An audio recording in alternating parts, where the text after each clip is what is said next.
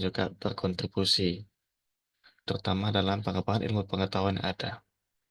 Akan tetapi juga dalam perkembangannya, ada banyak sekali hal-hal yang teman-teman di Indonesia mungkin tidak sadari atau mungkin kurang memahami bagaimana alurnya dan proses untuk menjadi akademisi di Thailand. Karena banyak sekali kebutuhan teknis yang harus kita pahami juga. Nah, pada hari ini kita beruntung kita kedatangan 3 orang narasumber kita yang cukup tersebar secara aktif. Ada Mbak Nisa Alfisari dari Prince of Songkhla dari Thailand Selatan, dan Mbak Reni Jewitasari yang berasal dari Mevalong University, Utara Thailand, dan Pak Hamam Supriyadi yang juga dulunya sebagai Ketua IDN Thailand yang mengajar di Thammasat University di daerah Bangkok. Nah, pada kesempatan hari ini, saya ingin webinar ini memberikan kita pemahaman mengenai sistem kebijakan tinggi di Thailand, prosesi seleksi akademisi seperti apa, peluang riset, pengajaran, dan pengembangan karir akademik seperti apa, dan juga harapannya memberikan motivasi dan inspirasi bagi teman-teman semuanya, baik yang di Thailand maupun luar Thailand, agar dapat mempertimbangkan Thailand sebagai salah satu negara untuk mengembangkan karir akademik mereka. Eee, untuk pembicara kali ini kita punya 3 orang seperti disebutkan tadi, yang akan saya jabarkan satu persatu pada saat sesi berlangsung nantinya. Tanpa menunggu lebih lama lagi, kita akan mempersilahkan Ketua Indonesian Diaspora Thailand, Mas Satrio Adi Wicaksono, untuk memberikan opening speech kepada Mas Satrio. Dipersilahkan segala hormat. Baik, terima kasih banyak Mas Khalid atas waktu dan kesempatannya. Assalamualaikum warahmatullahi wabarakatuh. Selamat sore, salam sejahtera untuk Bapak dan Ibu hadirin sekalian. Buat teman-teman yang berpuasa, mudah-mudahan kegiatan ini juga bisa menjadi salah satu kegiatan yang bermanfaat sambil mengisi waktu ngabuburit atau menunggu waktu buka puasa. Nah, sebagai Ketua IDN, saya merasa sangat bangga, terhormat untuk menyambut Bapak dan Ibu semua dalam webinar ini dengan tema seperti yang dijelaskan Mas Khalid tadi, menjadi akademisi di Thailand, bagaimana prosesnya. Nah, mmm, webinar ini sebetulnya adalah bagian dari seri webinar dan diskusi offline Indonesia Berkarya yang setiap kegiatannya menghadirkan narasumber diaspora Indonesia di Thailand yang bekerja di satu sektor. Harapannya seri diskusi ini bisa menjadi wadah berbagi insights, berbagi pengalaman. Siapa tahu nantinya juga makin banyak rekan-rekan warga negara Indonesia yang kemudian bekerja di sektor-sektor tersebut di Thailand. Nah, topik karir karir yang kita fokuskan pada kesempatan ini adalah karir di bidang akademik yang biasanya meliputi penelitian maupun kegiatan mengajar pada level pendidikan tinggi. Nah, seperti yang tadi juga sudah disinggung oleh Mas Khalid, kita tahu Thailand kan memang adalah salah satu pusat pendidikan tinggi yang sekarang cukup berkembang di kawasan Asia Tenggara. Ada banyak universitas yang punya nama di tingkat regional maupun di tingkat global, dan oleh karenanya banyak dari universitas-universitas di Thailand juga menawarkan peluang bagi para akademisi internasional termasuk yang berasal dari Indonesia untuk mengembangkan karir, untuk berkontribusi dalam dunia pendidikan dan penelitian. Nah, tapi tentunya, proses untuk menjadi seorang akademisi di negara lain, di Thailand, ada tantangan dan dinamika tersendirinya. Nah, mudah-mudahan kegiatan ini, bisa menyampaikan informasi dan pengetahuan yang dibutuhkan oleh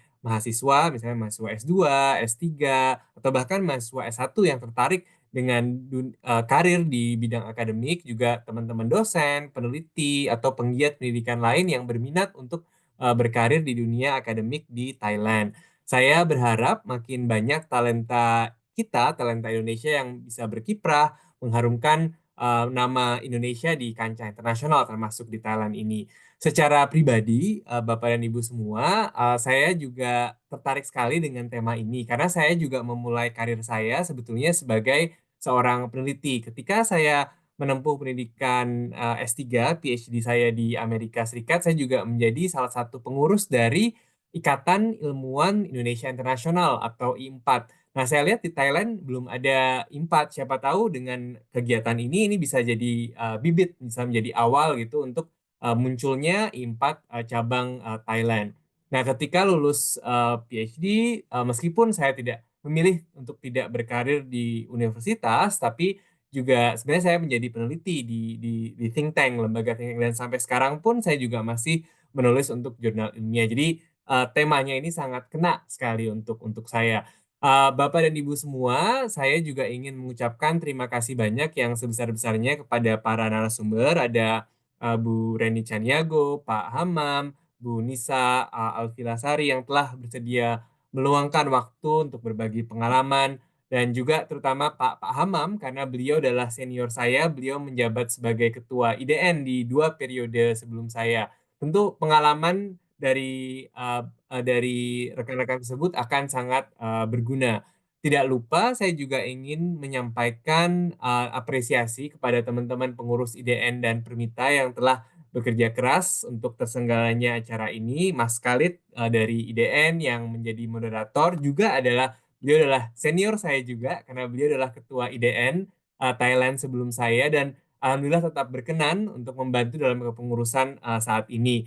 Selain karena latar belakang beliau sebagai ex-ketua IDN, sebetulnya memang Mas Khalid sangat pas menjadi moderator acara ini karena beliau juga bekerja di universitas, tepatnya di AIT, Asian Institute of Technology, sebagai admission officer juga. Jadi sebetulnya di dunia pendidikan tinggi juga. Juga buat teman-teman Permita, terima kasih banyak atas dukungannya, sudah meminjamkan Zoom, sudah membuat poster, mendiseminasikan acara ini dan lain sebagainya. Mudah-mudahan acara ini berguna buat banyak teman-teman Permita di penjuru Thailand, dan mudah-mudahan kolaborasi seperti ini antara IDN Thailand dengan Permita juga akan terus berlanjut termasuk di kepengurusan Permita berikutnya. Jadi akhir kata, selamat mengikuti webinar. Mari kita manfaatkan kesempatan ini untuk belajar, berdiskusi, saling berbagi, memperluas jaringan, dan juga terakhir karena ini juga kita sudah memasuki hari-hari terakhir bulan puasa mewakili IDN Thailand, saya juga ingin mengucapkan selamat Lebaran in advance. Maaf lahir batin, minal aidin wal faizin. Wassalamualaikum warahmatullahi wabarakatuh. Saya kembalikan ke Mas Khalid. Ya, waalaikumsalam warahmatullahi wabarakatuh, Mas Fitra. Terima kasih banyak sebelumnya. Ya, sekaligus menanggapi tadi, ya saya sebenarnya juga sebagai admission officer di Asian Institute of Technology. Jadi saya lebih kepada petugas yang untuk mengurusi data-data admission. Mungkin cukup membantu nanti bisa dibuat sesi selanjutnya. Baiklah teman-teman sekalian, untuk pembicara pertama pada sore kali ini adalah Bu Rini Juwitasari. Saya akan bacakan sedikit mengenai CV beliau. Uh, Bu Rini ini sebagai salah satu researcher di Asian Research Center for International Development di School of Social Innovation Mevalong University. Dan beliau juga sangat aktif untuk bekerja mengenai topik beliau mengenai pengurangan risiko bencana dan ketahanan, pendidikan untuk pengembangan berkelanjutan, dan juga uh, pengetahuan lokal ataupun kearifan lokal untuk perubahan iklim dan bencana. Sudah banyak sekali proyek-proyek yang beliau lakukan, salah satunya mendapatkan bantuan dari funding dari Sumitomo Foundation, Japan Society for the Promotion of Science, dan Mevalong University Research Fund. Beliau juga adalah anggota dari uh, Universitas Kobe di bagian UNESCO untuk working group pada urusan gender, vulnerability, dan well-being in disaster risk reduction, support and Asia Pacific Academic Network on Disaster Displacement, dan juga dan Raoul Wallenberg Institute secara terpisah. Beliau juga saat ini berada di wilayah Chiang Rai, utara Thailand, yang memang sebagai kampus saya dulu sebelumnya yang sangat muda. Hanya baru 1998, namun outreach-nya secara internasional sudah sangat-sangat luar biasa. Baiklah, tak menunggu lebih lama lagi, kita akan persilakan pada Bu Rini untuk mempresentasikan. Perlu saya ingatkan bahwa setiap materi diberikan waktu 15 menit. Nanti di menit ketiga, di menit 3 terakhir, maka kami akan berikan peringatan nantinya. Pada Bu Rini dipersilakan pada segala. Terima kasih Mas Halid, dan terima kasih kepada Indonesian Diaspora dan Permita untuk invitation-nya dan bisa bersilaturahmi di acara webinar kali ini. Em, jadinya saya merasa ini sebagai tempat untuk memikirkan memori-memori dari sejak 2014 saya di Thailand, dan saya juga sangat kenal betul dengan Pak Hamam. Pak Hamam adalah our senior yang paling senior di sini. Dari pertama kali bertemu semenjak saya menjadi mahasiswa di Masarakam University 2014. Kemudian saya aktif di menjadi Permita Simpul Masarakam dan Konken University. Kemudian bertemu dengan teman-teman di Bangkok dan ketemu dengan Halid. Mas Halid dulu memang di 2014 sudah di Chiang Rai ya. Ya. Eh, ya, bertemu dengan teman-teman yang alhamdulillah sampai saat ini masih bisa bersilaturahmi, dan terkadang jika ada kegiatan-kegiatan di Bangkok, biasanya juga saya ikut, eh, apalagi 17 Agustus di KBRI. Jadinya bagaimana ya saya bilangnya? 2014 saya di Thailand, jadi ini sudah exactly 10 tahun di Thailand, 10 tahun lebih berapa bulan gitu di Thailand.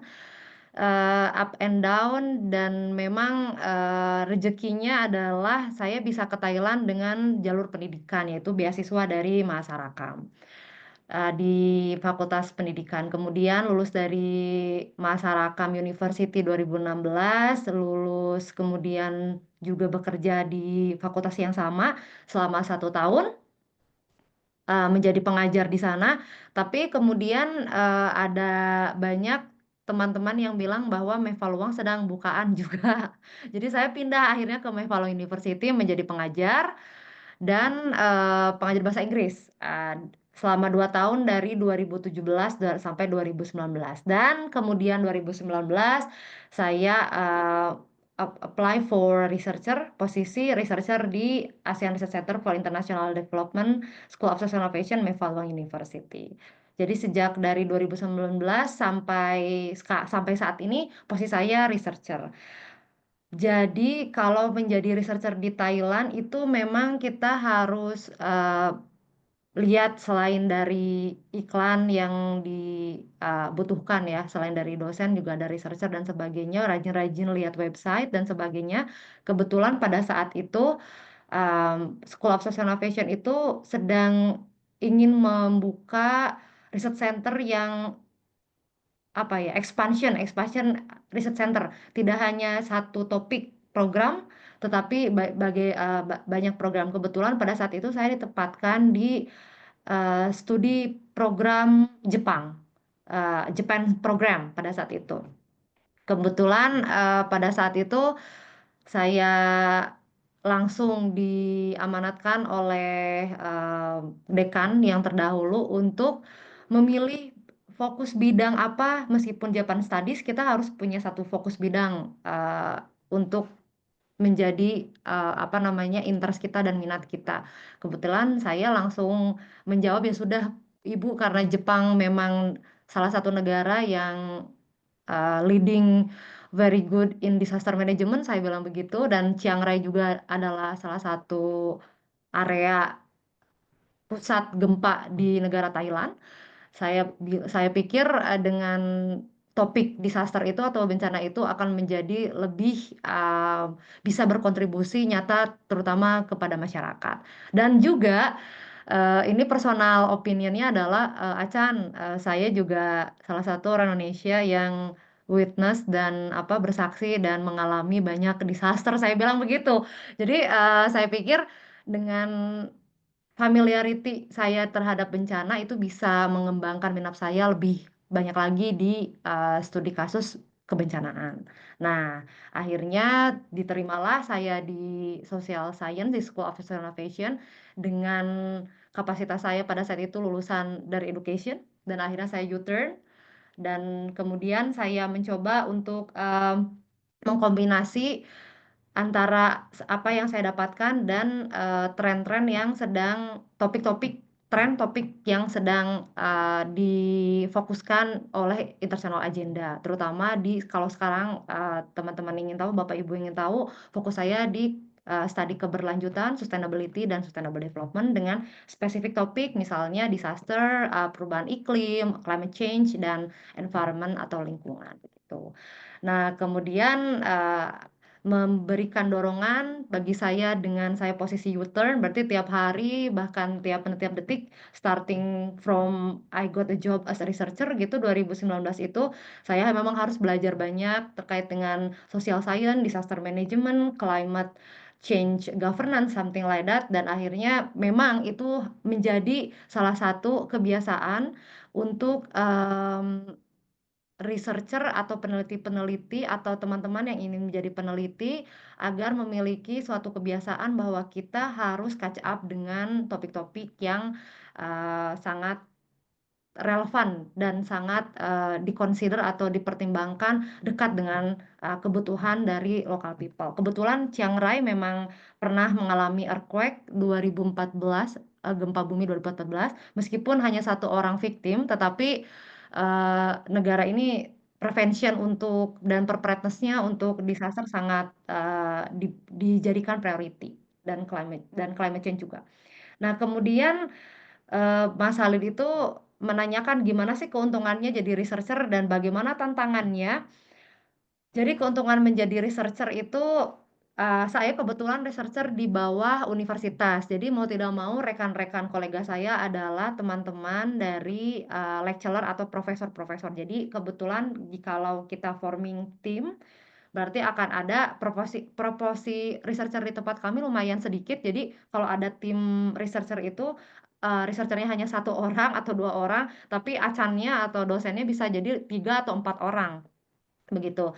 Dengan job description-nya berbeda. Tentu researcher akan selalu diberatkan di penelitian dan publikasi, tetapi kalau Acan ya Pak Hamam nanti bisa menjelaskan lebih banyak yaitu di pengajaran. Tetapi pasti lecturer juga akan dibebankan dengan melakukan research kalau saya tidak salah, tetapi mungkin kapasitas untuk lebih banyak risetnya lebih banyak di researcher seperti itu. Pertama adalah keuntungan dari researcher itu sendiri yaitu bisa akses terhadap wawasan global dan interdisipliner. Jadi ketika forming topik itu sendiri, kebetulan saya fokus ke disaster itu, ketika harus mencoba untuk membuat satu riset, saya mau tidak mau harus bekerja sama dengan teman-teman atau profesor atau ahli expert dari interdisciplinary disiplin ilmu. Misalnya disaster bahkan climate change itu kan memang sebetulnya bagian dari teman-teman sains ya. Teman-teman sains, teman-teman dari geografi dan sebagainya. Nah, itu salah satu hal yang saya harus berkolaborasi dengan teman-teman dari berbeda disiplin ilmu. Akses terhadap wawasan global itu artinya bahwa saya juga harus memahami kompleksitas-kompleksitas isu-isu yang ada di ruang lingkup atau study case yang sedang saya pelajari. Yang kedua adalah yang paling penting kita tidak hanya berkontribusi terhadap ilmu pengetahuan, tetapi kita juga harus menjadi salah satu kontributor terhadap kebijakan publik. Karena ketika apalagi social science, ketika kita melihat ada sesuatu yang tidak kurang oke gitu di masyarakat atau bahkan mungkin kurang efektif dan efisien, dan kita harus mencari ada apa nih dengan implementasi dan sebagainya. Nah, itulah tugasnya dari social science, dan kebetulan dengan 3 funding yang saya dapatkan dari Sumitomo Foundation, JSPS, dan Mevaluang itu outcome dari kita itu memang dipertanyakan untuk bisa mendapatkan KPI. KPI Anda itu apa? Misalnya apakah harus publikasi, apakah harus memang memberikan recommendation, misalnya policy recommendation atau apapun yang possibility-nya tinggi terhadap research yang sedang kita lakukan. Yang ketiga adalah peluang publikasi dan pengakuan akademik. Betul, seperti tadi yang Bapak Satrio bilang bahwa yang namanya researcher itu pasti publikasi. Betul, itu adalah nomor 1 dari outcome dari seorang researcher itu. Jadi kita memang dituntut untuk mempublikasikan hasil dari riset kita. Dan dengan banyaknya karya yang kita tulis gitu, itu juga akan sangat berimpact positif terhadap pengakuan akademik begitu. Terus yang keempat adalah fleksibilitas dalam pengembangan keilmuan. Jadi meskipun saya memang di topiknya adalah yang tadi tidak saya sebutkan itu, tidak menutup kemungkinan saya juga harus belajar yang lain. Misalnya ada pengaruh terhadap carbon trading. Itu kan carbon trading mainannya ekonomi misalnya. Dan itu mau tidak mau saya juga harus belajar tuh. Trading ekonomi, carbon trading, dihitung bagaimana caranya adalah indikator pemerintah untuk bisa secara adil memberikan apa namanya budget terhadap carbon trading ini terhadap lokal community seperti itu. Itu juga belajar hal yang lain tuh. Saya harus benar-benar belajar climate change aja. Itu kita harus belajar yang lain karena ketika social science harus berbicara tentang climate change itu sangat mendasar adalah climate change itu sendiri apa begitu. Berarti itu tetap harus belajar tentang sains juga. Tetapi ada tantangan yang sangat berat ya bagi researcher. Yang pertama adalah tuntunan produktivitas dan kompetisi yang ketat. Meskipun saya sekarang masih bertitel S2, S2 maksudnya saya belum lulus S3 karena sekarang saya sedang S3 di Konken University dengan jurusan Development Science. Saya kan belum dapat sertifikat resmi, saya tidak bisa mencantumkan gelar saya di depan juga karena saya belum lulus begitu. Itu akan juga tuh mempengaruhi ketika kita apply atau mencoba mendapatkan yang namanya funding dari luar. Itu akan dilihat tuh track recordnya gitu.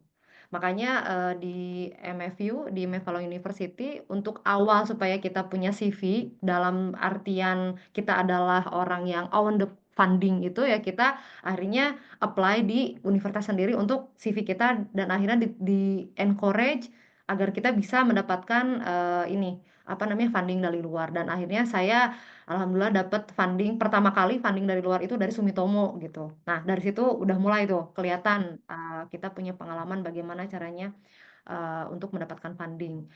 Produktivitas tuh yang paling challenge bagi saya. The most challenges itu adalah tuntutan produktivitas. Ketika misalnya Acan dituntut hanya untuk produce satu publikasi itu hanya satu paper misalnya, saya pribadi ya harus misalnya dua misalnya seperti itu. Tapi memang kerjaannya researcher adalah 100% itu melakukan research dan publikasi, meskipun ada di beberapa saat researcher bisa diundang ke kelas untuk membahas salah satu topik dengan mahasiswa. Ada keterbatasan pendanaan, itu sangat mempengaruhi dari produktivitas kita dan kerja kita di lapangan.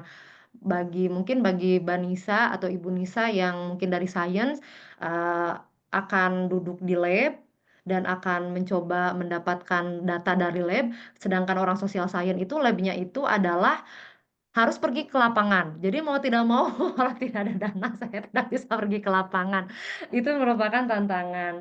Eh Kemudian yang paling sangat-sangat memiliki tantangan terbesar saya adalah menyeimbangkan antara riset saya dan pengabdian masyarakat. Nah, ini yang harus apa namanya garis bawahi oleh Bapak Ibu dan teman-teman, bahwa ketika kita menulis topik kita harus betul-betul memikirkan apakah topik ini applicable terhadap local community atau tidak. Kebetulan saya studi di development science yang menuntut bahwa kita harus memberikan solusi nyata terhadap permasalahan atau wicked problem yang ada di local community atau yang ada di dunia. Nah, jadi ketika kita memilih topik, kebetulan topiknya mungkin tidak applicable, itu bisa menjadi hal yang nantinya ketika kita ingin fokus dan minat ke topik itu akan stuck di situ-situ aja. Kok nggak ini ya? Kok nggak berkembang ya? Kok nggak ini ya? Kok nggak ini? Karena kita mungkin kurang tepat untuk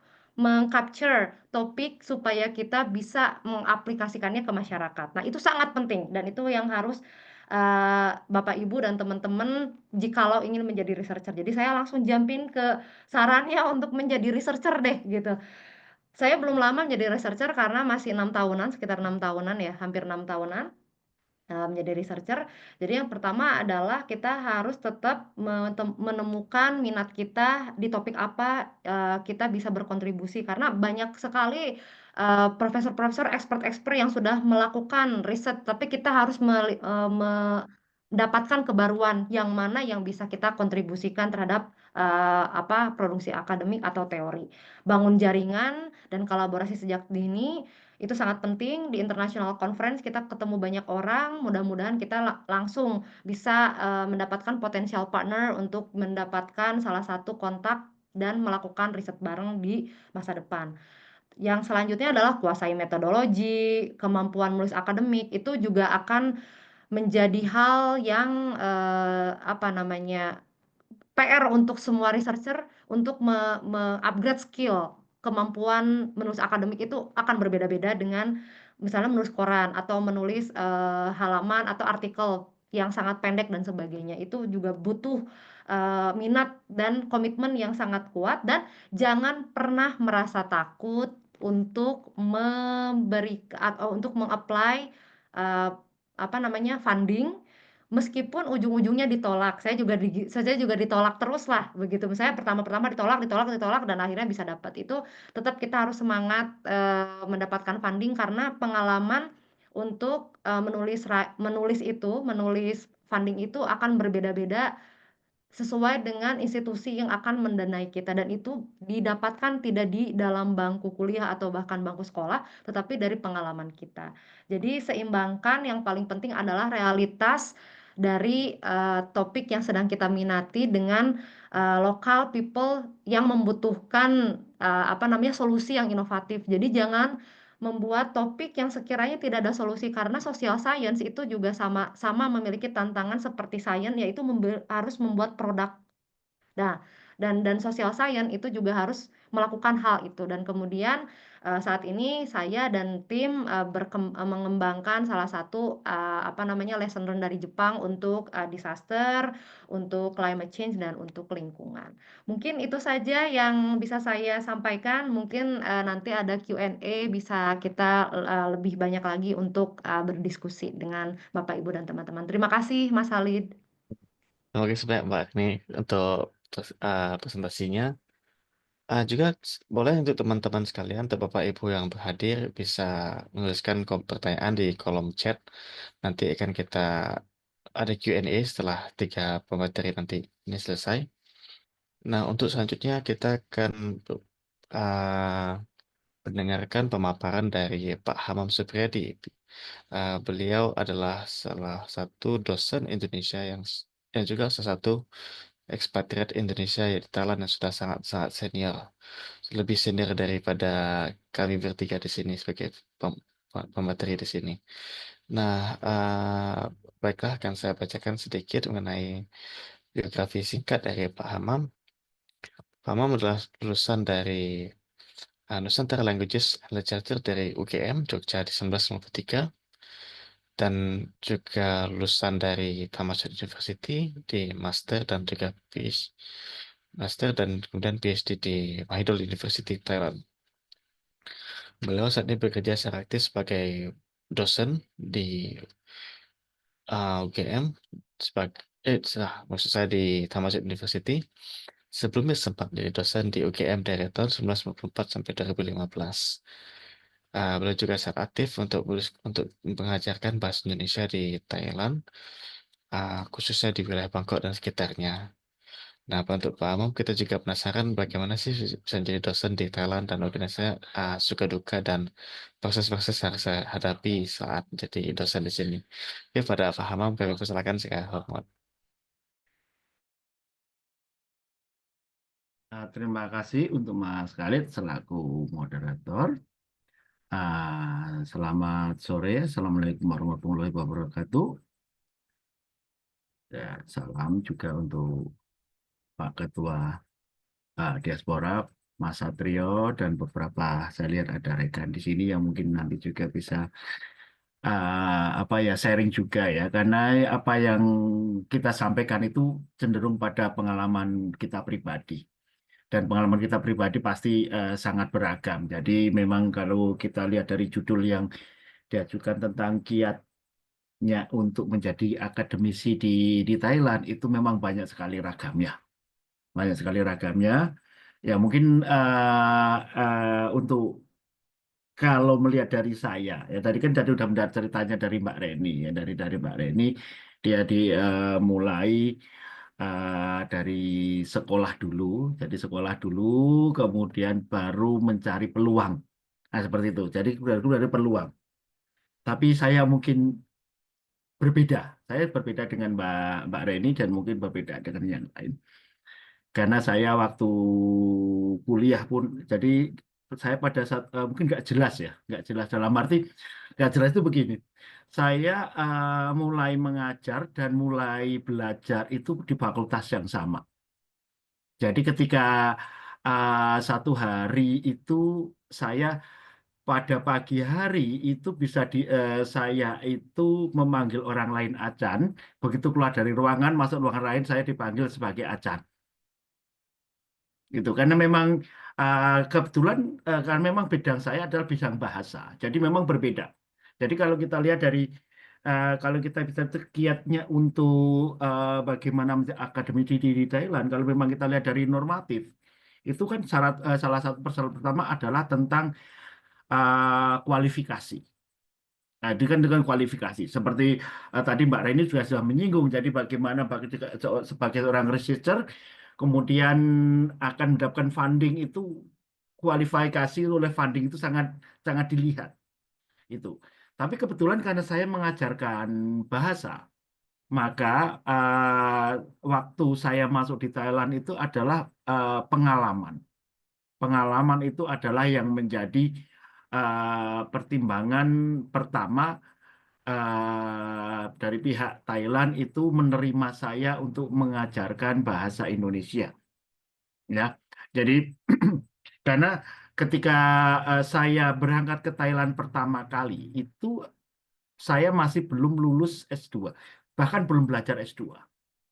Saya masih belajar S1 dan kemudian tapi memang saat itu saya sudah menjadi dosen ya atau asisten dosen di UGM. Ya udah waktu itu sudah pegawai negeri. Jadi waktu zaman saya itu menjadi dosen itu bisa dimulai di tanah air ya. Di tanah air bisa dimulai dengan uh, sudah pegang ijazah S1. Baru kemudian dituntut untuk melanjutkan S2. Nah, jadi untuk kebetulan karena saya memang di Fakultas Sastra, kemudian saya juga suka dengan pengajaran bahasa, maka mulai dari mahasiswa sudah mulai mengajarkan bahasa Indonesia untuk orang asing, kemudian ketika menjadi dosen pun diberi kesempatan untuk mengajarkan bahasa Indonesia untuk orang asing, maka ketika itu diberi kesempatan. Jadi mungkin keseriusan saya itu memberikan salah seorang dosen di Thailand. Jadi kalau mau saya sebut adalah dosen di Universitas Ramkhamhaeng. Waktu itu saya ingat betul tahunnya lama sekali ya, 97. Pada tahun 97 masih Pak Soeharto ya, masih Pak Harto waktu itu. Tahun terakhirnya Pak Harto ya waktu itu kemudian datang untuk belajar bahasa Indonesia. Kemudian saya tidak tahu apakah mungkin melihat dari keseriusan saya mengajarkan atau bagaimana memberikan perhatian pada beliau, maka beliau kemudian mengajak saya untuk menjadi visiting lecturer di Universitas Ramkhamhaeng selama 2 tahun. Itu suatu pengalaman yang sangat luar biasa. Karena sebagai seorang, bahkan saya waktu itu pun merasa tidak percaya pada diri sendiri karena saya sebagai masih ya mungkin masih unyu-unyu ya sebagai dosen pun masih unyu-unyu karena waktu itu saya kan masih umur mungkin masih 26, 27 itu masih unyu-unyu padahal banyak dosen yang lebih senior tapi kenapa yang dipilih saya? Saya tidak tahu juga tapi itu mungkin rahasia Tuhan ya mungkin kemudian dia dipilih kemudian membuat saya kemudian tertarik untuk datang ke Thailand untuk kemudian melanjutkan untuk studi S2. Nah, saat studi S2, waktu itu saya hanya berpikir untuk studi karena saya tidak tahu juga itu apakah saya punya kesempatan mengajar lagi atau tidak. Seperti itu. Karena saya ada di kampus yang berbeda dengan kampus yang sebelumnya. Namun di sini adalah ada satu hal yang menurut saya sekarang ini baru saya tahu jawabannya. Itu adalah itulah kekuatan dari network dan kekuatan dari istilahnya kita punya seorang mentor di situ. Karena dengan pada semenjak saya menjadi lulus dari S1, kemudian saya itu tertarik pada hal yang berkaitan dengan bahasa Indonesia dan Asia Tenggara, maka di situ saya mulai mendekati pada seseorang yang dia menurut saya itu menjadi idola saya di kampus di UGM. Itu menjadi idola saya. Saya mendekat untuk belajar banyak tentang cara berpikir beliau dan apa yang dilakukan oleh beliau. Kemudian dan di situ juga ada banyak diskusi juga hingga akhirnya beliau tahu bahwa saya itu seperti apa. Nah, di situ mungkin itulah kekuatan yang kemudian membuat ketika saya punya kesempatan untuk belajar di Thailand, waktu itu dapat beasiswa untuk belajar di Thammasat University ya. Waktu itu saya masih belajar bahasa pas datang itu belajar bahasa Thailand. Saya datang untuk belajar bahasa Thailand karena niat saya belajar linguistik Thailand. Jadi harus pakai bahasa Thai. Jadi maka saya harus bisa bahasa Thai dulu. Maka waktu saya untuk belajar untuk itu dengan beasiswa yang tidak jelas juga. Karena beasiswa saya bukan bahasa kemudian langsung S2, tapi semua tergantung dari penilaian evaluasi dari via funding itu tiap tahun bagaimana. Hingga akhirnya saya ketika berada di sini, kemudian dengan kekuatan networking, kemudian saya oleh mentor saya dikenalkan pada seorang profesor di Thammasat yang kemudian juga menjadi mentor saya saat saya berada di Thailand.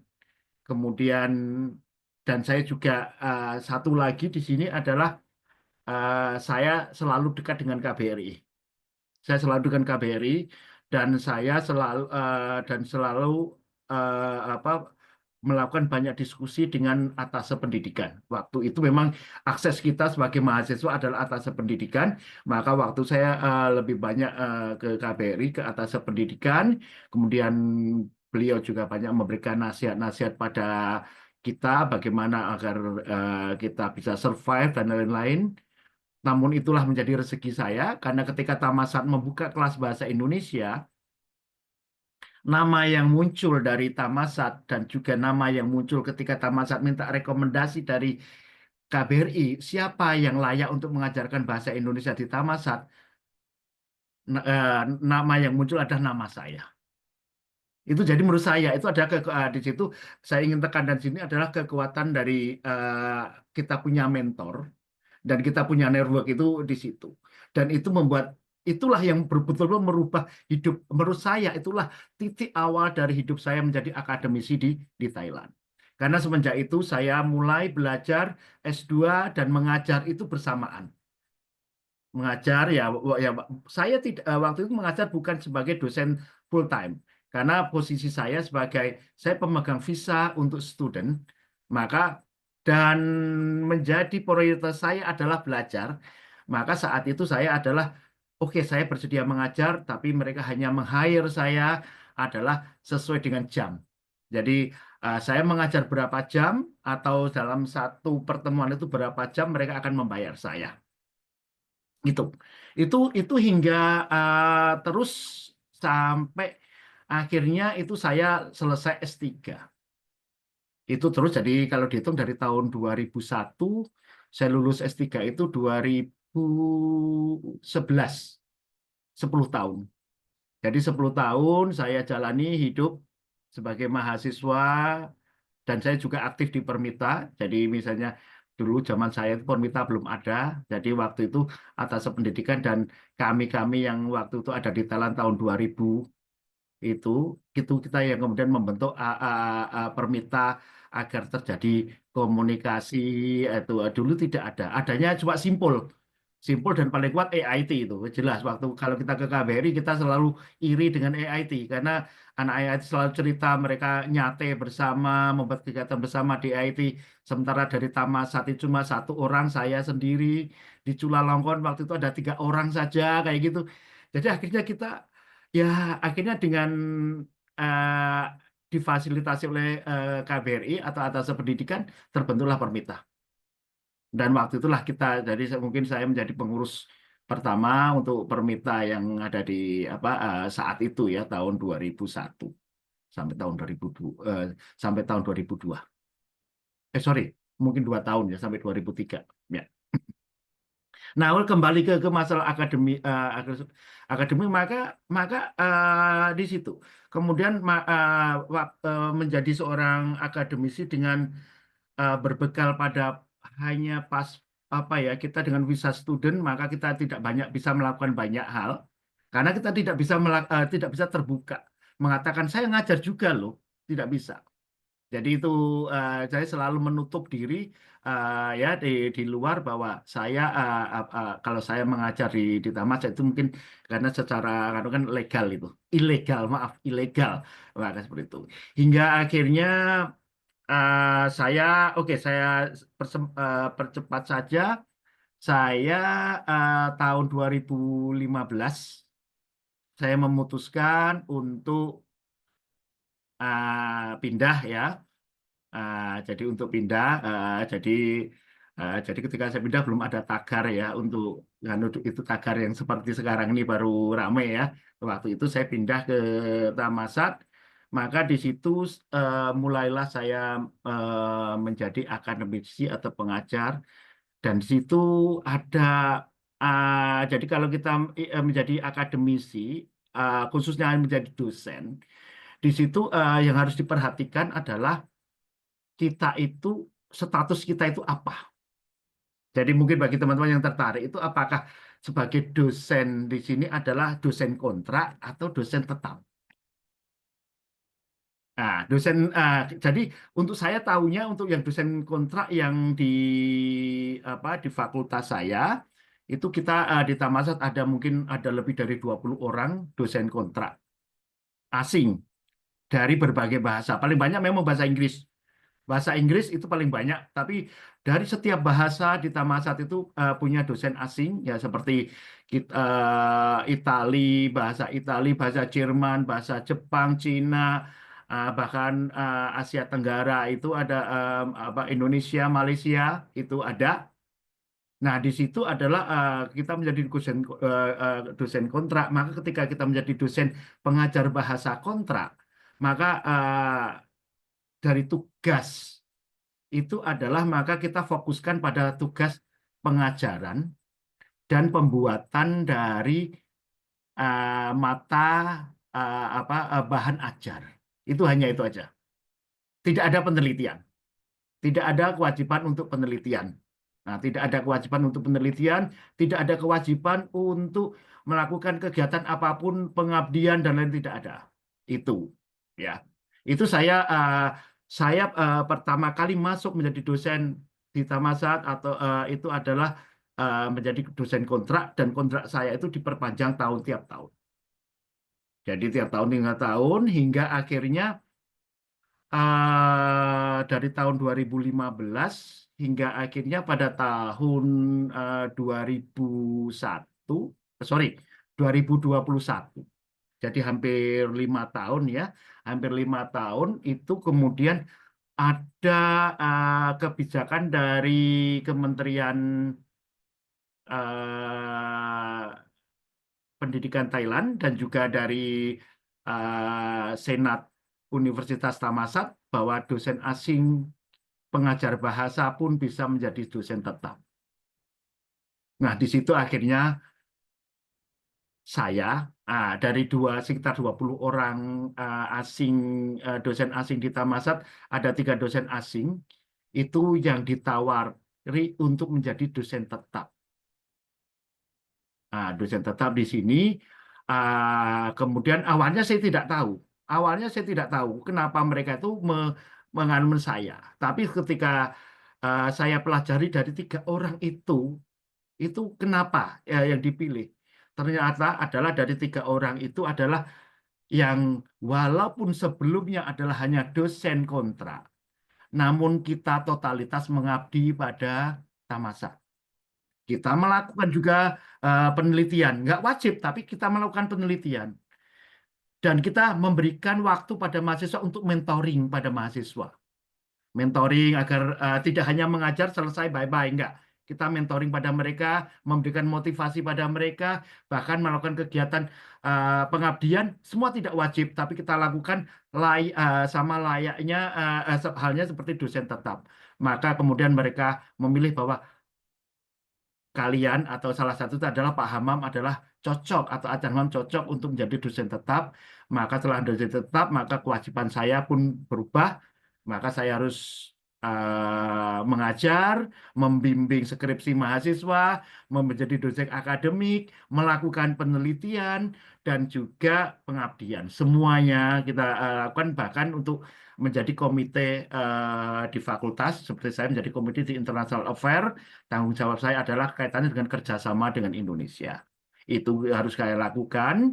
Namun tadi hal terakhir yang paling berat ketika menjadi dosen tetap adalah biasanya kalau program kita itu bukan program internasional, maka dituntut bisa berbahasa Thailand. Mohon waktu sedikit ya Mas Khalid ya, adalah dituntut bisa bahasa Thailand. Maka di situ maka memang dari 3 orang tersebut memang bisa berbahasa Thailand. Jadi yang teman-teman saya yang lain tidak bisa bahasa Thailand, dan mereka kalau setelah ngajar itu udah pergi kemana itu akhirnya ya sampai sekarang tetap dosen kontrak ya, sampai tetap dosen. Hanya kita 3 orang. Kemudian tapi hal yang berat bagi saya itu karena saya menjadi dosen reguler, bukan dosen di program internasional, maka ketika penelitian pun saya itu disuruh memilih bahasa Inggris atau bahasa Thailand. Tapi kalau bahasa Inggris harus diteliti oleh native speaker yang dia punya pendidikan adalah bahasa Inggris. Padahal penelitian saya berkaitan dengan Thailand dan Indonesia. Padahal orang-orang asing tidak tahu tentang bahasa dan budaya Indonesia dan Thailand. Maka akhirnya saya memilih menulis dengan bahasa Thailand, walaupun sangat berat sekali dan punya orang yang membantu ya, tapi pasti yang membantu. Maka di situ adalah hal yang paling berat adalah kalau menurut saya adalah di kaitannya dengan penelitian yang mana kita harus dianggap sama seperti orang Thailand. Itulah kalau dosen tetap di situ. Kecuali kalau dosen tetap yang internasional ya, itu berbeda. Mungkin nanti ada dari teman yang dosen tetap di internasional mungkin bisa memberikan masukan bagaimana. Tapi kalau saya karena posisi saya sebagai dosen reguler, program reguler, maka saya dianggap sama seperti orang Thailand dari hak dan kewajiban pun sama. Mungkin itu dulu karena waktu udah habis ya. Nanti kalau ada pertanyaan silahkan dimasukkan di chat atau nanti mungkin silahkan lewat moderator. Terima kasih Mas Khalid. Mohon maaf kalau agak melonjak waktunya. Ya. Terima kasih banyak Pak Amam telah menjelaskan proses-proses pendidikan yang ada di Thailand saat ini. Memang cukup panjang perjalanannya dan juga saya sebenarnya juga agak shock dengan cerita kalau mahasiswa Asian Institute of Technology itu sangat-sangat diberikan privilege istilah begitu dengan KBRI. Tapi zaman berganti sekarang masa terbaik justru dari Chulalongkorn, dari kampus-kampus lain di Thailand. Nah, untuk pembicara terakhir, last but not least, kita punya pembicara yang cukup luar biasa. Saya juga lihat CV-nya dan wah ini sangat-sangat bagus ini untuk jadi contoh teladan bagi teman-teman yang akan kuliah ke Thailand. Karena kita akan bicara dari program mahasiswa pada kali ini itu Mbak Nisa Alfilasari. Saya akan bacakan sedikit CV beliau. Saat ini beliau sedang menempuh pendidikan PhD di Prince of Songkhla University Thailand. Dan sebelumnya menempuh pendidikan master dan sudah lulus di Prince of Songkhla University Thailand. Lulusan S1 dari Universitas Brawijaya Indonesia. Dan beliau juga melakukan backskill penelitian dan melakukan juga grant support ataupun grant research salah satunya dari Institute of Food Research Innovation, Prince of Songkhla University, dan juga mendapatkan beasiswa dari apa ini, Higher Education Research Promotion and Talent Education Hub. Salah satu hal apa, satu beasiswa pengembangan bergengsi pada masa itu. Cukup aktif di berbagai proyek penelitian di bidang food science dan juga tentunya kita juga penasaran sebagai mahasiswa PhD bagaimana sih kiat-kiat menempuh pendidikan di sini, terlepas daripada kapasitas beliau sebagai mahasiswa juga sebagai peneliti di sini. Kepada Mbak Nesa kami persilakan dengan segala hormat. Oke, Assalamualaikum warahmatullahi wabarakatuh. Sebelumnya saya mau say hello dulu sama Pak Imam dan Mbak Reni. Salam kenal, mungkin baru ini ya kita berjumpa. Jadi sebelumnya nama saya Nisa, saya dari Thailand Selatan. Kebetulan saat ini saya menempuh studi di level PhD di Prince Songkla University, Bapak Ibu dan teman-teman semuanya. Jadi kalau tadi dijelaskan dari segi perspektif researcher dan dosen, mungkin saya lebih perspektifnya ini ya mahasiswa. Bercerita terkait kehidupan di Thailand. Saat ini kan kita ketahui bahwa sistem pendidikan Thailand ini memang sangat berkembang dan kemudian kita tahu bahwa 9 universitas yang menjadi yang sudah ditetapkan dari government terkait dengan kelimpahan funding riset itu ada 9 universitas kalau nggak salah, ada Chulalongkorn, Kasetsart, Chiang Mai, Mahidol, Surinari, kemudian Thammasat juga dan King Mongkut dan lain sebagainya. Nah, teman-teman yang sekiranya mungkin S1 mau melanjutkan S2, kemudian S2 melanjutkan S3, terkait research funding atau funding research di Thailand itu sebenarnya tadi sudah dijelaskan oleh Mbak Reni detailnya bagaimana, tapi ketika kita melihat dari segi mahasiswa sebenarnya itu kita nggak terlalu mikirin karena sebenarnya kan itu funding di-apply oleh advisor kita, kemudian nanti kita akan menerima berapa project dan kita bisa memilih. Atau bahkan kalau kita belum punya funding, kita bisa diskusi dengan profesor kita, mau developing product atau developing research yang seperti apa, kemudian kita ajukan funding tersebut. Nah, sementara menunggu funding itu kita bisa ambil kelas atau ngambil course gitu ya.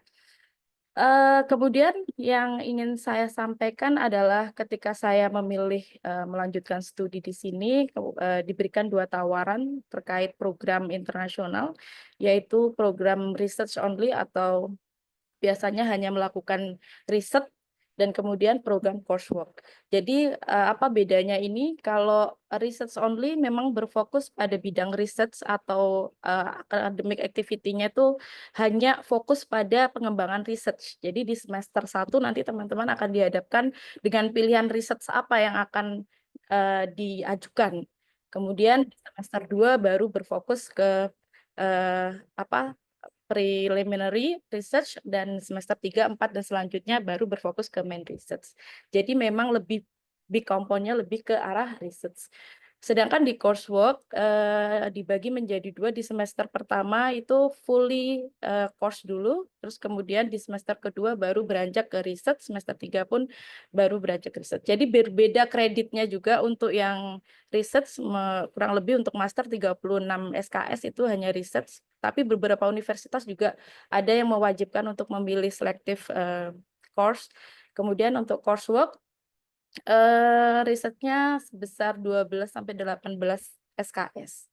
Kemudian outcome research itu tergantung publikasi. Jadi kalau misalkan biasanya kalau kita punya program riset only, publikasinya minimal 2 untuk PhD. Kalau misalkan coursework bisa 1.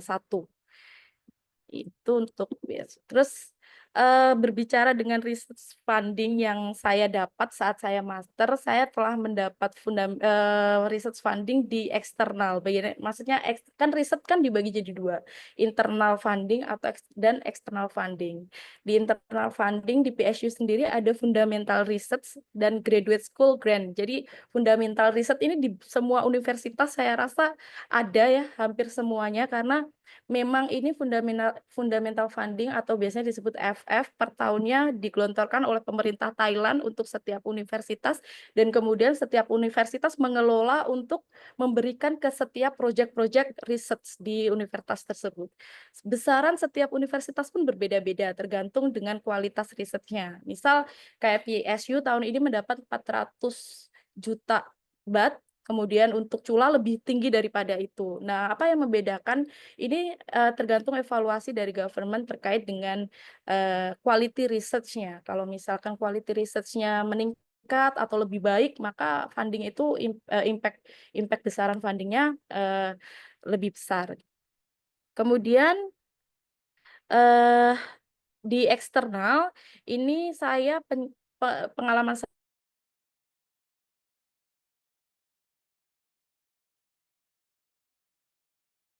itu bekerja sama atau berkolaborasi dengan industri terbesar di Thailand di bidang mie atau noodle, produk noodle gitu. Jadi kalau teman-teman pernah melihat pad thai ya, suka makan pad thai. Nah, di pad thai itu produsen noodle terbesarnya kolaborasi dengan tim kami, terus kemudian kita mengembangkan produk yang lebih healthy begitu, dan kemudian telah di-accept dan diterima oleh konsumen Thailand, dan sekarang sudah menjadi komersil produk dan telah mendapatkan PT paten, dan nama saya ada di situ sekitar 25%. Nah, di produk tersebut juga industri nggak cuma melulu minta output dari sebuah produk, tapi industri juga minta publikasi paper. Jadi ini juga sudah dipublish di salah satu paper WOS di Q2. Kemudian kalau teman-teman mau, ini sedikit promosi juga nggak apa-apa ya Mas. Jadi ini produk udah tersebar di beberapa top market di Thailand, ada di Lotus, ada di Big C, ada di beberapa 7-Eleven atau top market seperti Central kalau di Thailand Selatan, mungkin kalau di utara beda lagi ya, saya kurang tahu. Nah, terus kemudian kalau berbicara mahasiswa, biasanya kita pasti consider 3 hal. Yang pertama research funding, yang kedua bagaimana cara masuknya atau tuition fee-nya, yang keempat adalah living cost. Kalau research funding kita sepertinya tidak perlu khawatir teman-teman, bahwasanya kalau misalkan teman-teman mau melakukan studi lanjut, research funding biasanya dikomunikasikan sangat baik oleh advisor. Bahkan kedekatan advisor sini dengan student tuh menurut saya lebih baik ya, karena memang sefleksibel itu dari segi observasi saya. Bahkan beberapa teman saya tuh bisa melakukan diskusi di tengah malam atau bahkan texting untuk melakukan diskusi di tengah malam. Itu karena tingkat flexibility atau kedekatan advisor dengan studentnya sangat dekat. Kemudian selain riset funding, kita juga pasti akan mikirin tuition fee. Nah, tuition fee ini saya ada sedikit tips and tricks juga buat teman-teman yang mau lanjut, utamanya teman-teman yang S1 misal mau lanjut ke S2, biasanya ada tawaran kolaborasi sebagai exchange student, atau sekarang program pemerintah banyak sekali, salah satunya ISMA.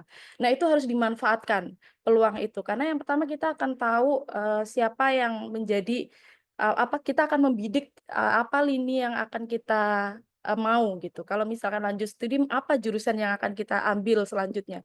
Nah, itu dibidik saat kita melakukan program-program yang berkaitan dengan kolaborasi program kayak exchange student, student mobility, ataupun program dari pemerintah lainnya. Kemudian yang kedua, potensial free tuition fee itu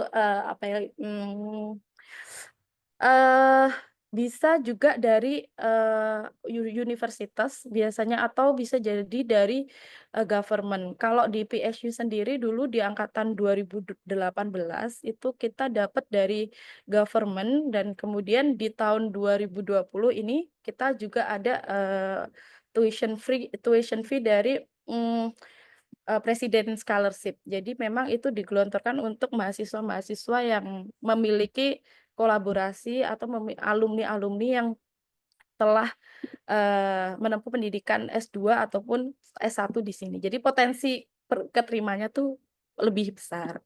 Terus Selain itu teman-teman juga bisa mengakses semua scholarship ada di website universitas atau fakultas, dan syarat-syaratnya umumnya biasanya memang ya ijazah, kemudian transkrip, kemudian nilai-nilai TOEFL. Kalau TOEFL itu setiap universitas beda-beda, range-nya antara 500 sampai 550, ada juga IELTS dari 5 sampai 7. Kemudian, setelah kita tahu syarat wajibnya apa, kemudian, kita tahu arah lininya mau kemana, kita bisa lihat di website tersebut advisor yang sekiranya sesuai dengan apa yang kita mau. Misal saya pribadi pengen food tech lanjut ke functionality atau nutrisi dari sebuah produk, maka saya akan screening advisor-advisor yang sekiranya, cocok untuk kelanjutan studi saya. Dari situ nanti kita bisa apply atau email menanyakan, menawarkan dulu proposal riset kita mau ke arah mana, kemudian, kita punya pengalaman apa sebelumnya, dan kesesuaian, ketertarikan, keilmuan kita dengan advisor-nya itu apa. Nah, nanti kalau cocok biasanya advisor itu akan sangat welcome. Kemudian baru dari situ kita bisa kayak menanyakan, adakah beasiswa yang sekiranya kita bisa apply, begitu ya. Kalau biasanya nih, kalau kita dari, perspektif student, menanyakan seperti itu, beberapa acan atau profesornya akan, lebih mengarahkan, "Oh, kamu bisa apply di, beasiswa universitas atau beasiswa under government atau bahkan beasiswa asosiasi." Nah, bahkan kalau pas saya master, saya tidak ditawari keduanya, bisa jadi beasiswa dari industrinya atau grant dari industri. Jadi, macam-macam, jalurnya nanti bisa dikomunikasikan oleh advisor-nya. Kemudian kalau misalkan teman-teman sudah selesai S2 terus kemudian, eee break dan pengen lanjut ke S3, bagaimana caranya masuk ke S3, yang pertama saat S2 harus memberikan performance yang terbaik ya, tentu. Karena itu yang paling dilihat ketika kita sudah menyelesaikan studi, performance itu adalah penilaian nomor satu. Jadi, Indonesia sangat terkenal kerajinannya, saya juga heran.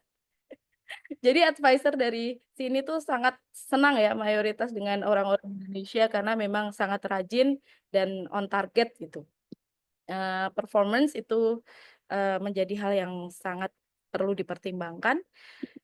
Dan yang terakhir yaitu terkait dengan bagaimana sih, kita bisa melanjutkan studi, tapi kalau misalkan beasiswanya parsial. Nah, ini ada case yang menarik dari beberapa teman-teman yang saya jumpai di PSU, bahwasanya mereka punya awal datang nggak ada beasiswa. Jadi komunikasi di advisor-nya mereka belum ada beasiswa, tapi pas sudah sampai sini ternyata advisor-nya mengusahakan untuk mencari beasiswa karena memang, sebenarnya beasiswa itu diberikan, oleh government ataupun universitas setiap tahunnya. Namun di setiap tahunnya itu memiliki, amount yang berbeda-beda dan setiap beasiswa juga memiliki, aturan atau outcome yang berbeda-beda. Seperti, di batch saya mungkin saya dapat President Scholarship, tapi di batch sebelumnya misal ada Graduate Scholarship. Nah, di setiap, beasiswa tersebut memiliki ketentuan atau persyaratan yang berbeda-beda. Seperti misal kalau President Scholarship dikeluarkan based on, alumni atau President Scholarship dikeluarkan based on hubungan internasional antara institut, misal MOU atau MOA. Sedangkan beasiswa graduate itu biasanya dikeluarkan memang, dia based on dari, jatah universitasnya, tapi tiap tahun pun juga berbeda-beda. Bahkan saya menemui beberapa pengalaman dari teman-teman yang apply-nya malah nggak di Thailand. Jadi beberapa institut di, Thailand berkunjung ke Indonesia melakukan kolaborasi, mereka bersosialisasi terkait beasiswa, kemudian teman-teman yang ada di Indonesia apply dan screening-nya oleh orang-orang Thailand. Jadi, banyak sekali sekarang informasi-informasi beasiswa dari Thailand, baik under government, university, atau asosiasi. Nah, asosiasi ini contohnya banyak ya, ada misalkan di asosiasi membran, maka, kalau dia punya isu ketertarikan di suatu, keilmuan novelty terkait membran, ya maka dia akan memberikan grant sebesar sebesar X untuk mendapatkan apa untuk diflorkan ke mahasiswa-mahasiswa yang berminat gitu. Nah, ini bisa juga di-apply oleh mahasiswa-mahasiswa yang ingin continue gitu. Semua informasi ini berarti bisa didapatkan dari website personal advisor atau juga bisa didapatkan dari asosiasi-asosiasi atau organisasi-organisasi keilmuan gitu. Eh, itu saja sekiranya Mas Khalid yang bisa saya sampaikan. Sebenarnya saya punya slide terkait dengan pengembangan produk, cuma nanti mungkin ya di sesi tanya jawab aja ya. Oh ya. Makasih, waktunya saya kembalikan ke Mas Khalid. Makasih. Oke, terima kasih banyak Mbak Nisa. Boleh tahu kalau sebelumnya Mbak Nisa PSU-nya PSU kampus mana? Saya di Hatyai. Oh ya, soalnya Iya, PSU bagi teman-teman sekalian juga PSU itu ada 5 kampus di Patani, di Hatyai, Songkla, Hatyai. iya ada 5 branch ya Ada Mas ya. 5, ya betul. Ada Ah, Tan Phuket juga. di Phuket, jadi cukup beragam. Jadi kalau PSU itu cukup di mana-mana dia. Baiklah Bapak Ibu sekalian, teman-teman sekalian pada sore hari ini terima kasih banyak yang telah bergabung, telah mendengarkan banyak sekali inspirasi dan juga motivasi, dan juga benar teknis-teknis bagaimana sebenarnya untuk menjadi akademisi di Thailand. Secara ringkas sebenarnya kita lihat bahwa perlu semacam koneksi, momentum, dan juga rencana ataupun passion untuk kuliah ataupun bekerja di sini. Apa sih kita kejar sebenarnya? Dan cerita dari 3 narasumber kita yang tadi memberikan gambaran bahwa semua orang bisa menjadi akademisi Thailand asalkan memiliki spesifikasi yang cukup, koneksi yang kuat, dan juga memiliki semacam momentum yang bisa dipergunakan dengan baik. Baiklah teman-teman sekaliannya, sekarang kita punya sesi tanya jawab. Untuk sesi ini kita akan buka 3 pertanyaan terlebih dahulu, kemudian kita jawab 3 pertanyaan. Setelah itu 3 pertanyaan dan kemudian jawab 3 pertanyaan. Bapak Ibu sekalian juga bisa menuliskan pertanyaan di kolom komentar terkait dengan webinar ini seperti itu. Dan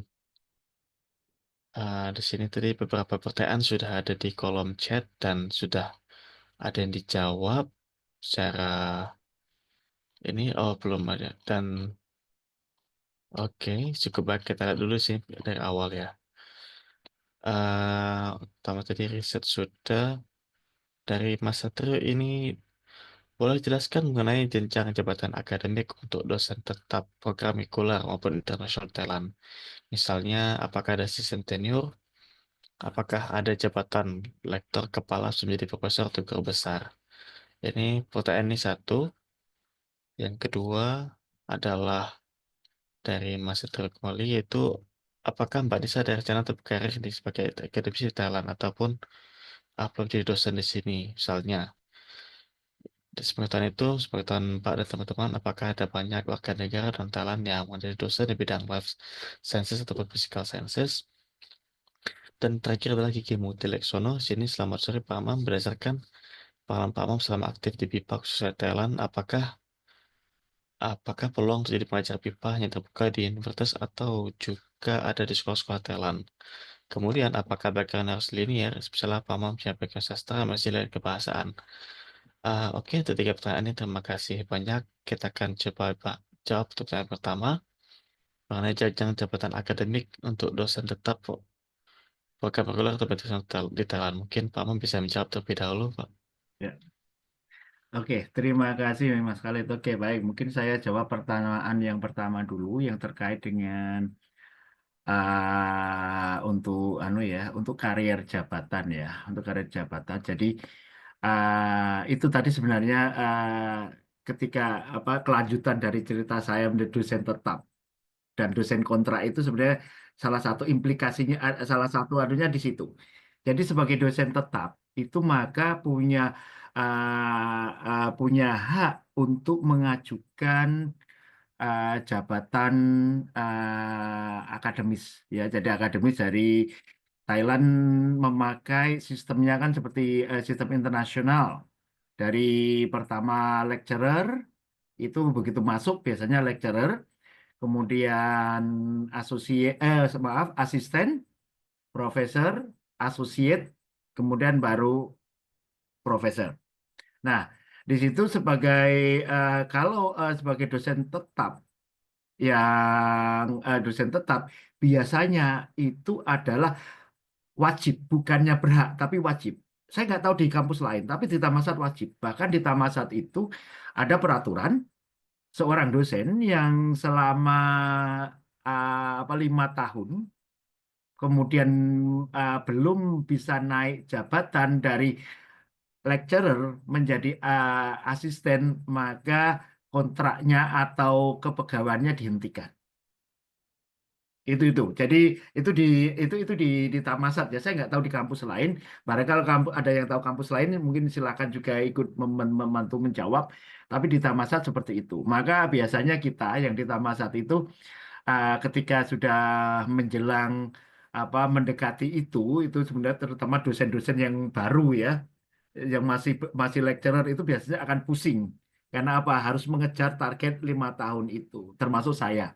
Saya juga bukan pusing, mudah-mudahan saja lolos ya, mudah-mudahan lolos ke situ. Kemudian pertanyaannya, apakah kalau sebelumnya itu lektor atau kemudian seperti pertanyaannya Pak Satrio ya, apakah kemudian bisa di sini langsung menjadi profesor seperti itu kan?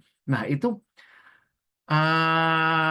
setahu saya kalau yang kasusnya di Tamasat itu tidak bisa. Bahkan ketika saya masih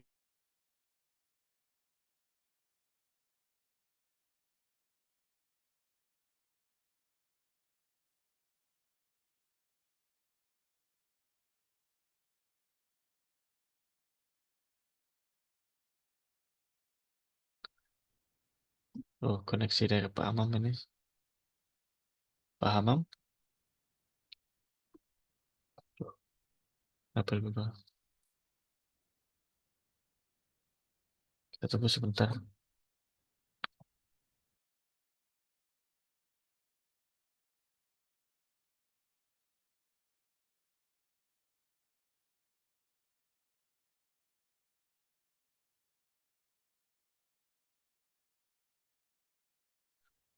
Oh, sudah.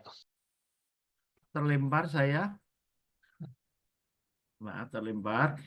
Kemudian saya ulang lagi. Kemudian ketika saya sudah menjadi dosen tetap, maka di situ saya wajib. Jadi bilangnya wajib ya, Acan Hamam untuk 5 tahun untuk bisa menjadi asisten seperti itu kan.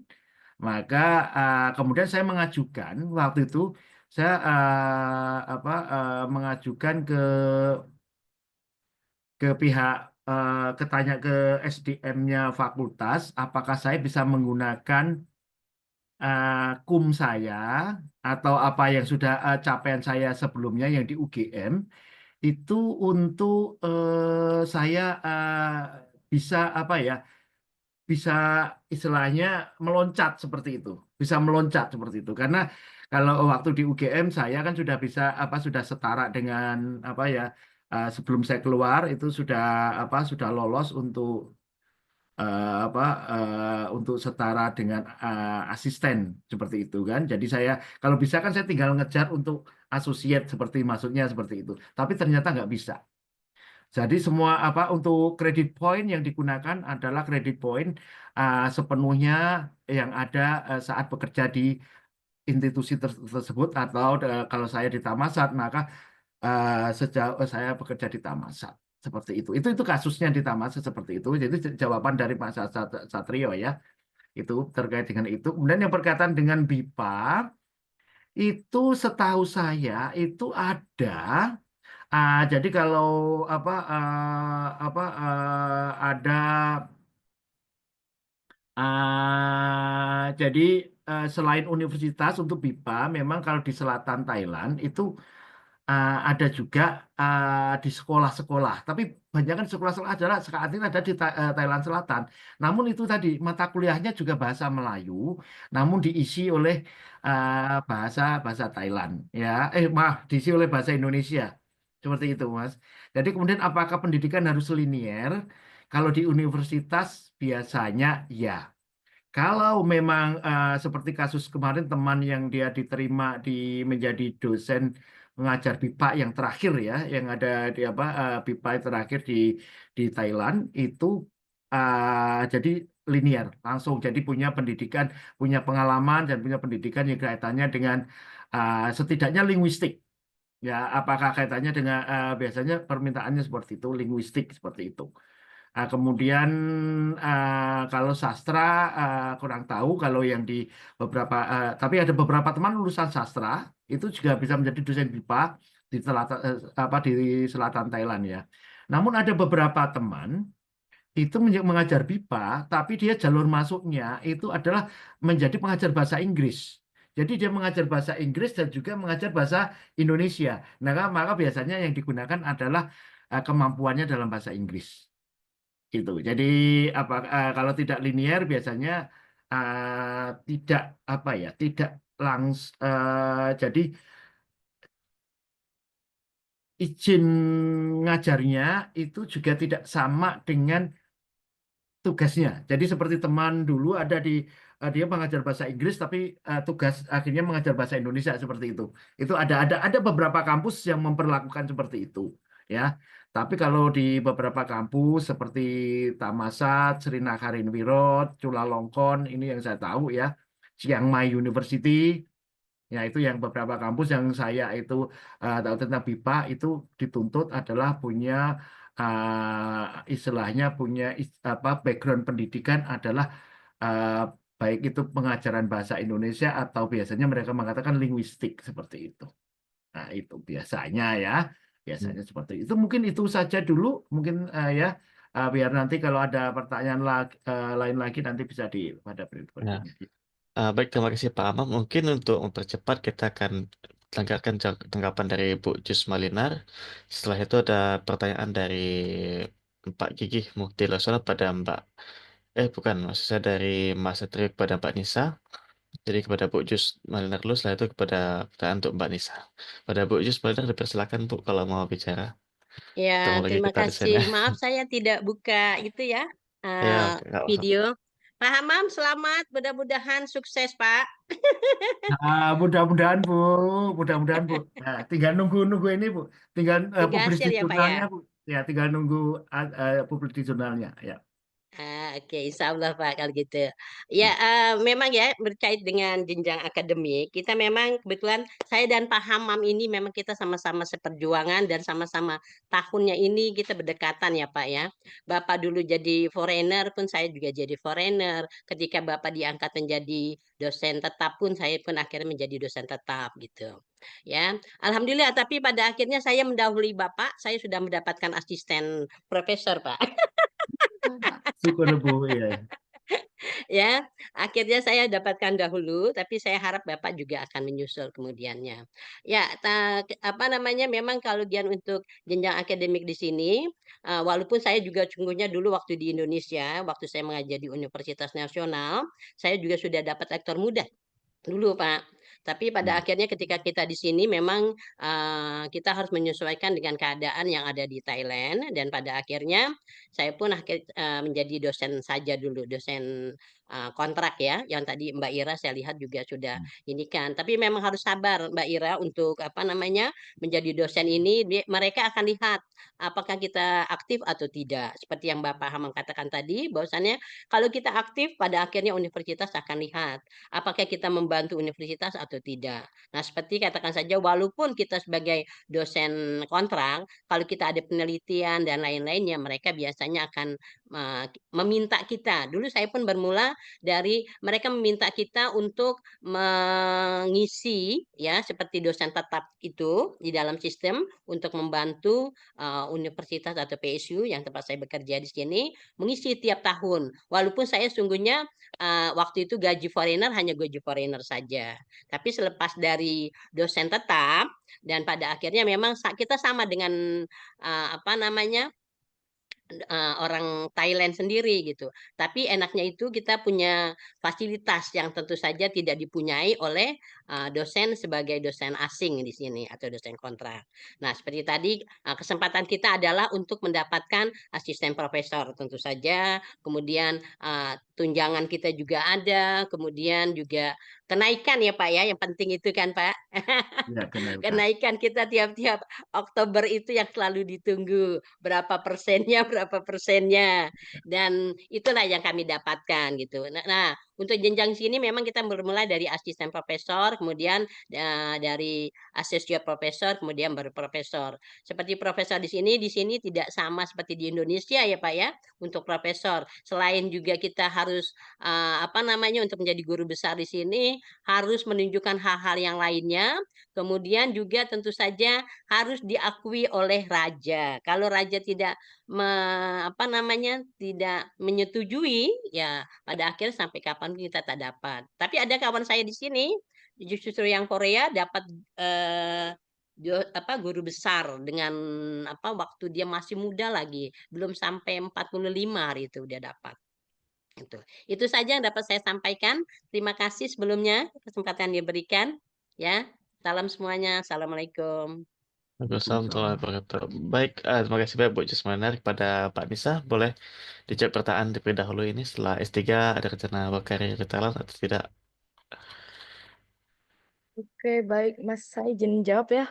Ya, ya. Sebenarnya tidak ada rencana untuk berkarir di Thailand saat ini, namun saya saat ini sedang posisi tugas belajar dan mengabdi di Indonesia. Kemudian saya diberikan kesempatan untuk mengasah ilmu di Thailand kembali. Karena field bidang keilmuan saya match dengan advisor saya yang di sini dan saya ingin melanjutkan itu untuk saya bawa kemudian di Indonesia. Jadi tidak ada arah atau ke arah apa pekerjaan di Thailand gitu.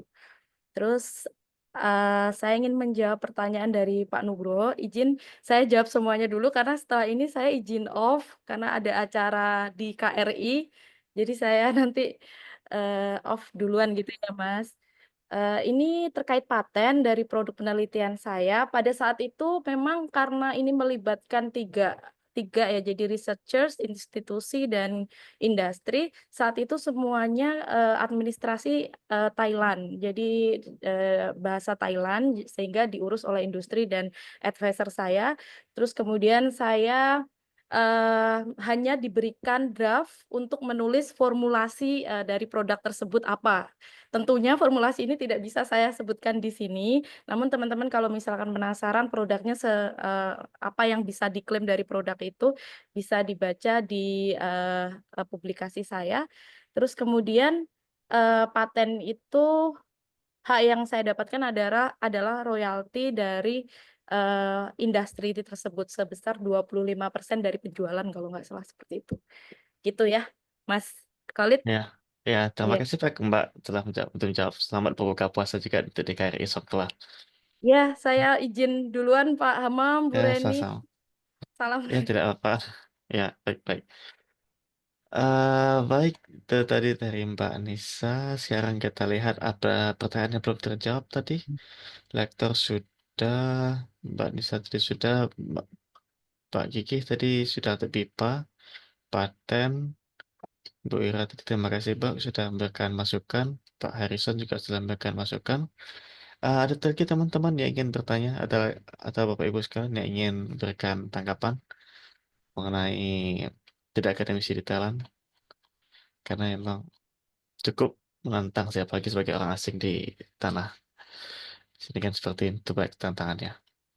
Kalau saya sendiri, saya sebagai admission officer itu sebagai bagian penerimaan mahasiswa baru, dan untuk penerimaan itu tentu saja dibutuhkan background mengenai sistem pendidikan tinggi di Asia Tenggara dan juga Asia Selatan, khususnya dari AIT karena di AIT cukup banyak aplikan dari Nepal, Bangladesh, India, dan beberapa dari Indonesia dan Myanmar. Oke, ada pertanyaan satu lagi. Oh ya, oke, untuk Tamasat juga seperti ini tadi. Teman-teman sekalian, Bapak Ibu sekalian, emang kalau tidak ada pertanyaan lagi, mungkin kita lakukan dokumentasi bersama terlebih dahulu. Setelah itu, saya sebenarnya sudah dengan Mbak Nisa tadi sudah saya screenshot beberapa kali, jadi tidak salah. Bagi teman-teman mungkin usaha buka cam, silakan buka cam terlebih dahulu untuk dokumentasikan bersama nanti untuk dimuat di media Permita. Oke, semuanya kita foto. Oke, kita lihat dulu. Ini ada 35 orang, cukup banyak sebenarnya kalau satu ruangan. Ini sudah sesak sekali, tapi untungnya dengan Zoom dan kita juga bisa mendekatkan bagi yang jauh dan memberikan koneksi baru bagi teman-teman sekalian. Oke, kita berfoto bersama. 1, 2, 3 untuk layar pertama. Oke, layar kedua. Kita lihat di sini. 1, 2, 3. Oke. eh I think there is nothing left. Kayaknya nggak ada lagi yang kita bahas. Jadi terima kasih banyak Mbak Reni, Pak Amam, dan juga Mas Satrio, juga pada Mas Dika dan teman-teman kita juga telah memberikan bantuan pemateri dan juga platform Zoom di sini cukup luar biasa. Pemateri dan moderator Zoom juga cukup handal untuk kali ini. Oke, baiklah teman-teman. Untuk mengakhiri sesi pada sore ini, saya Khalid sebagai moderator mohon pamit.